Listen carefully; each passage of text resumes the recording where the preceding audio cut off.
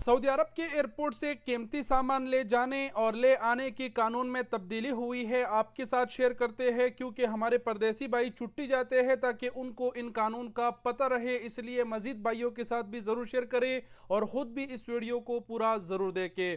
अगर आप छुट्टी जाते हैं, सऊदी अरब के एयरपोर्टों से अपने ममालिक जा रहे हैं या फिर आ रहे हैं, दोनों के लिए ये कानून है। छुट्टी जाते हुए आप अपने साथ कैश रियालात लेके जाते हैं या फिर कोई सोने के ज़ेवरात लेके जाते हैं, कोई भी कीमती ऐसे अशिया जो आप अपने साथ लेके जा रहे हैं, इससे पहले इसके लिए कानून ये था कि आप 60,000 रियाल की मलकियत तक का सामान लेके जा सकते थे बग़ैर कस्टम अथॉरिटी को डिक्लेयर किए हुए।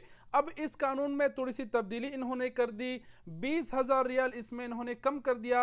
अब सऊदी एयरपोर्ट्स का कहना है कि आपके साथ कीमती सामान है, ज़ेवरात है, कैश रकम है, कुल उसका रकम मिला के अगर 40,000 रियाल से ज़्यादा का बनता है तो आपने कस्टम अथॉरिटी को डिक्लेयर करना है। मतलब पहले 60,000 लिमिट था, अब इन्होंने कम करके 40,000 लिमिट कर दिया है।